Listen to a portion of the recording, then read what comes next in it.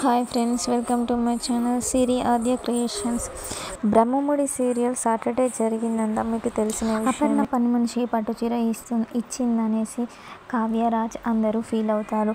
అలాగే రుద్రాని ఆ పార్టీ వాళ్ళు హ్యాపీగా చేసుకోవద్దని అందులో అగ్గిపుల్ల వేస్తుంది. అలా అయినా కూడా అపర్ణ చాలా శాంతంగా సమాధానం ఇస్తుంది. తను ఎలాంటిదో అందరికీ తెలిసిన విషయమే కదా, తన గురించి ఎవరు ఆలోచించకండి, మనం పార్టీ జరుపుకుందాం అనేసి అపర్ణ, సుభాష్ ఇద్దరు కలిసి కేక్ కట్ చేస్తారు.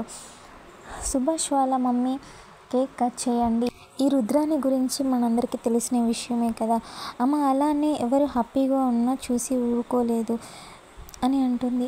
అప్పుడు స్వప్న కూడా వాళ్ళ అత్తయ్య మీద సీరియస్ అవుతుంది. ఇక్కడ ప్లాస్టిక్ షాకు ఉంది, అదే ఇనుపది అయితే నేను ఎలా చేద్దునో, మీరు సైలెంట్గా ఉండండి అనేసి కోప్పడుతుంది. అప్పుడు రాహుల్ స్వప్న మీద కోప్పడతాడు.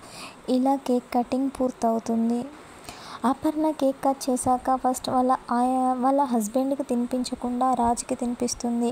అలా అందరూ ఆశ్చర్యపోతారు. కాకపోతే రాజ్ వచ్చాకే నా లైఫ్ చేంజ్ అయింది అనేసి అపర్ణ చెప్తుంది. అలా ఇంట్లోకి వెళ్తుంది.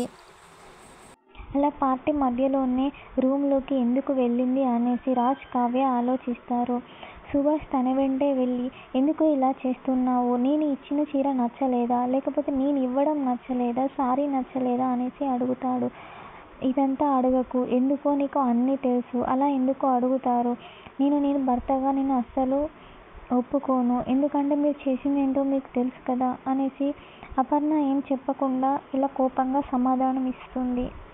నేను మారను, ఇలానే ఉంటాను అని చెప్తుంది అపర్ణ సుభాష్కి. సుభాష్ బయటికి వచ్చి చూడంగానే రాజ్, కావ్య అక్కడే ఉంటారు. వాళ్ళు ఏంటి మామయ్య, ఏం జరిగింది అని కావ్య అడుగుతుంది. అలాగే రాజ్ కూడా అడుగుతాడు. కాకపోతే ఇది మా పర్సనల్ మ్యాటర్, మీకు అనవసరం అని అంటాడు సుభాష్. సుభాష్ రాజ్, కావ్యకి చెప్తాడు, మీ గురించి మీరు ఆలోచించండి, ఇంట్లో అందరి గురించి ఆలోచించారు కదా, వీళ్ళందరి గురించి ఆలోచించి మీ టైం వేస్ట్ చేసుకోకండి, అన్ని తలనొప్పులు మీ తల మీద వేసుకోకండి అని చెప్పి అక్కడి నుంచి వెళ్ళిపోతాడు సుభాష్. కావ్య వాళ్ళ అత్తయ్య దగ్గరికి వెళ్తుంది. వెళ్ళి, అత్తయ్య మీరు ఏం చేస్తున్నారు అని అడుగుతుంది. ఇద్దరు కొంచెం సేపు మాట్లాడుకుంటారు, అలాగే వాదించుకుంటారు. కావ్య ఏం అడిగినా కూడా నువ్వు నన్ను అడిగే అంత దానివయ్యావా అనేసి రివర్స్ అవుతుంది అపర్ణ. లేదు అత్తయ్య, మీరు అలా కోప్పడితే నాకు భయం వేస్తుంది అత్తయ్య అని అంటూ చిలిపిగా సమాధానం ఇస్తుంది కావ్య. అపర్ణ కావ్యని అంటుంది, నువ్వు నన్నే ప్రశ్నించే అంతటి దానివయ్యావా అనేసి అంటుంది. మళ్ళీ నువ్వు మీ మామయ్యని సమర్థిస్తున్నావా అని అడుగుతుంది. అలాగే లేదు అత్తయ్య, నిన్ను మామయ్యకి సపోర్ట్ ఇవ్వడం లేదు అంటుంది. అయితే ఒప్పుకున్నావు కదా మీ మామయ్య తప్పు చేశాడనేసి, ఇక అంతే సైలెంట్గా ఉండు అని చెప్తుంది. అంతేనా అత్తయ్య అంటే అంతే అంటుంది. అలాగా సాటర్డే ఎపిసోడ్ పూర్తవుతుంది. మండే ఎపిసోడ్ తర్వాయి భాగంలో కవిని బంటు తీసుకొస్తాడు పోలీస్ స్టేషన్కి. బంటు కవి గారితో అంటాడు, ఇక వీళ్ళ అన్నయ్య అప్పు గురించి తప్పుగా మాట్లాడింది అని చెప్తాడు కవి గారికి. కవికి కోపం వచ్చి అక్కడ కూర్చున్న ఆ ముగ్గురిని చితక బాదుతాడు. పోలీస్ వాళ్ళు వచ్చి ఆపినా ఆగడు. అలా పోలీస్ వాళ్ళు రాజ్కి ఫోన్ చేస్తారు.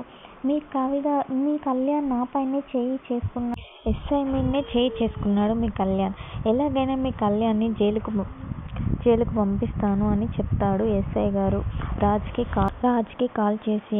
అప్పటికే అప్పు మొత్తుకునే ఉంటుంది, ఆగు కళ్యాణ్ అనేసి. కానీ కవి గారు అస్సలు వినడు. అలా వాళ్ళపైన చేయి చేసుకుంటాడు. ప్లీజ్ నా ఛానల్ని ఫస్ట్ టైం చూస్తున్నట్లయితే లైక్, షేర్ అండ్ సబ్స్క్రైబ్ చేయడం మాత్రం మర్చిపోకండి.